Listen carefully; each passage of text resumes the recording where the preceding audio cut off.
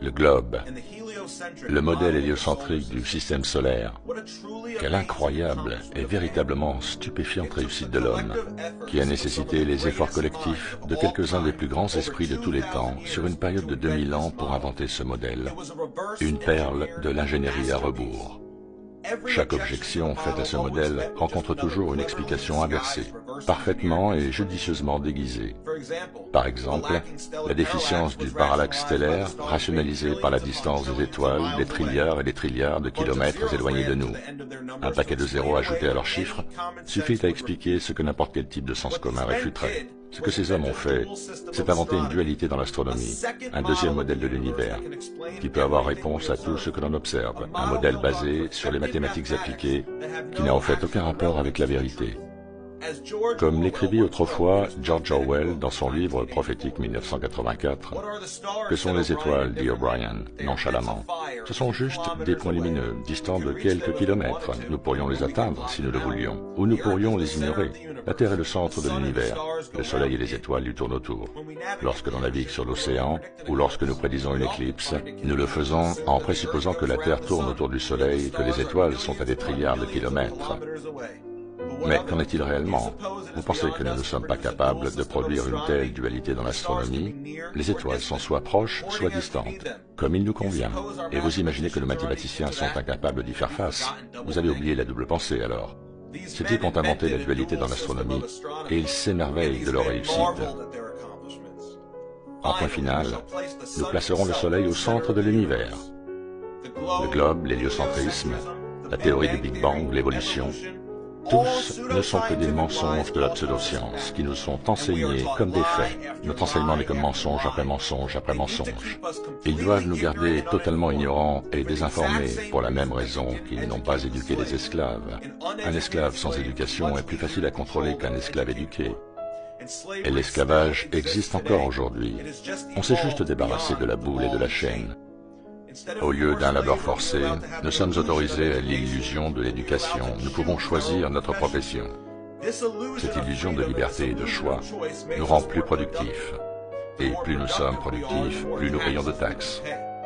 Nous sommes de petites pièces dans une énorme machine. Nous sommes leurs esclaves endettés. Et aux esclaves, on ne leur dit pas la vérité. Le savoir, c'est le pouvoir, et celui qui possède le savoir détient le pouvoir. Ils prétendent nous donner une éducation, mais ce n'est qu'un programme dilué conçu pour empêcher notre esprit d'atteindre son vrai potentiel. Ce n'est qu'un endoctrinement du gouvernement, et les gens avalent mensonge après mensonge. Et tous ces mensonges n'ont qu'un seul but, supprimer l'idée du Créateur. Et la théorie avancée pour justifier l'existence aléatoire d'un univers sans créateur est celle du Big Bang, qui exige que les planètes et étoiles soient de forme sphérique, façonnées par la gravité, pour qu'elles soient seulement plausibles. Ça ne fonctionne pas sur une Terre plate. Comment pourrait-il justifier la création d'une Terre plate et de ses corps célestes lui tournant autour sans une intelligence suprême? Ils ne le peuvent pas. Une Terre plate géocentrique créée par un idiot? Et c'est un énorme problème pour ceux qui détiennent le pouvoir ici sur Terre. Et voilà ce à quoi tout se résume. Personne ne peut servir deux maîtres à la fois. Vous détesterez l'un et aimerez l'autre. Personne ne peut servir à la fois le Créateur et l'argent, le Créateur et l'avidité, dans le même temps. La Bible décrit précisément une terre stationnaire avec des frontières, un début et une fin, comme toute chose. Donc si la Terre était plate, cela correspondrait à la parole du Créateur, et Satan, lui, n'a de cesse de nous dire le contraire de cette parole. Tous les mensonges de Satan masquent la vérité et nous éloignent du Créateur. Et il leur faut travailler dur pour oblitérer le Créateur, car personne ne peut servir deux maîtres en même temps. Ils veulent que l'argent soit votre maître. Ils veulent que vous soyez un esclave endetté dans l'immense pyramide monétaire à la Ponzi. Car c'est vous, le travailleur de base, qui permettez à cette matrix de fonctionner. Si les gens avaient vraiment conscience de l'existence d'un Créateur, qu'il y a réellement une vie après la mort, et que notre condition d'être physique sur cette terre n'est que comme un point minuscule sur un radar, alors ils cesseraient de se rendre à leur travail cul-de-sac pour un salaire d'esclave, et ils n'accepteraient plus l'endettement avilissant des banquiers qui nous contrôlent. Les gens choisiraient immédiatement le Créateur au lieu de l'argent. Et le système entier s'écroulerait.